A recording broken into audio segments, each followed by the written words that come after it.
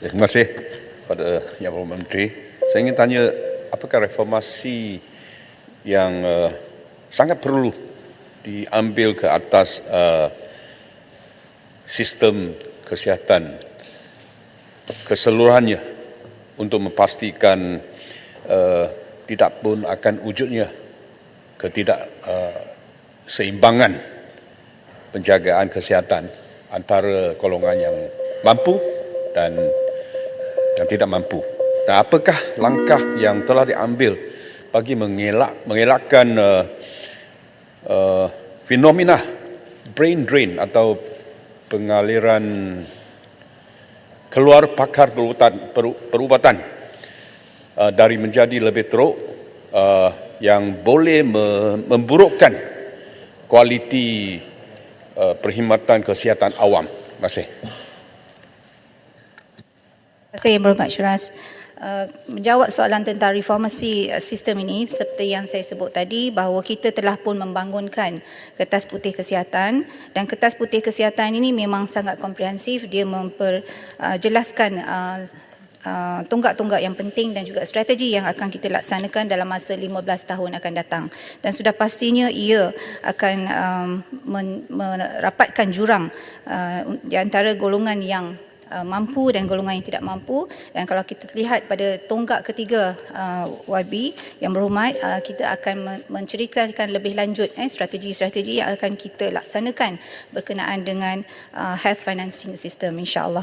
Kemudian berkaitan dengan brain drain ini, memang kita tengah melihat secara terperinci, ya, sebab brain drain ini kadang-kadang sukar juga untuk kita melihat keadaan itu apabila ada the wages, ya, antara sistem-sistem yang berkaitan dengan pembiayaan ataupun penggajian di peringkat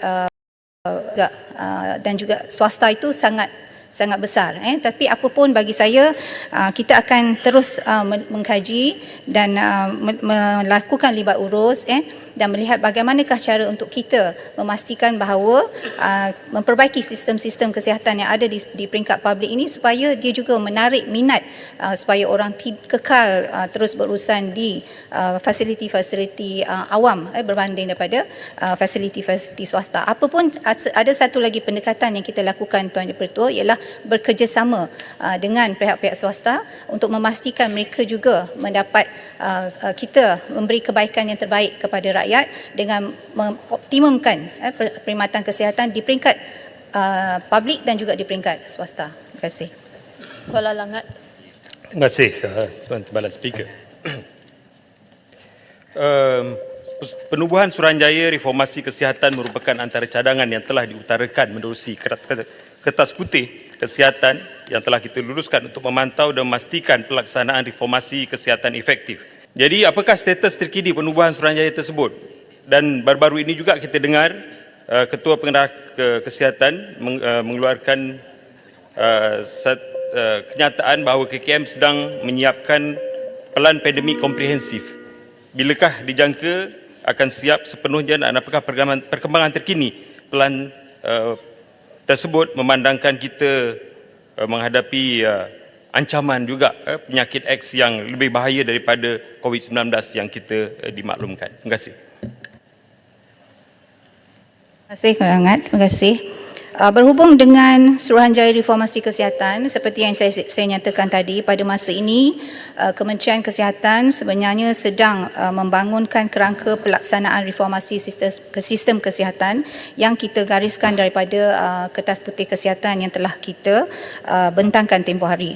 Jadi dalam keadaan sekarang ni kita sedang melaksanakan struktur tadbir urus, ya, dan juga pembentukan pelbagai jawatankuasa, dan kita yang kita namakan kumpulan kerja teknikal ataupun yang izin technical working group, Yang Berhormat. Jadi tentang Suruhanjaya Reformasi Kesihatan ini juga kita sedang perincikan, dan kita juga mengadakan libat urus bersama juga dengan pakar-pakar bukan sahaja daripada Kementerian Kesihatan Malaysia, tetapi juga pakar-pakar di luar daripada kementerian, untuk melihat cara bagaimana yang terbaik untuk kita, sama ada untuk kita menggunakan ataupun menubuhkan Suruhanjaya Reformasi Kesihatan, atau kita gunakan perkataan lain ke, itu terpulang.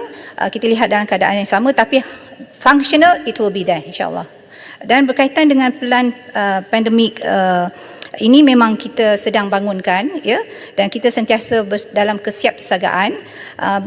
Kalau disebut tentang ancaman X ataupun pandemic X ni, saya yakin yang berhormat juga maklum bahawa itu adalah satu yang digunakan ataupun istilah yang digunakan yang kepada penyakit yang kita belum tentu lagi apa yang akan berlaku pada masa hadapan. Tetapi kesiapsiagaan itu insya-Allah kita sentiasa bersedia, dan seperti yang saya jawab tadi, iaitu dari sudut pelbagai sudutlah kita membuat persediaan berdepan dengan apa-apa saja pandemik yang bakal mendatang pada masa hadapan. Terima kasih.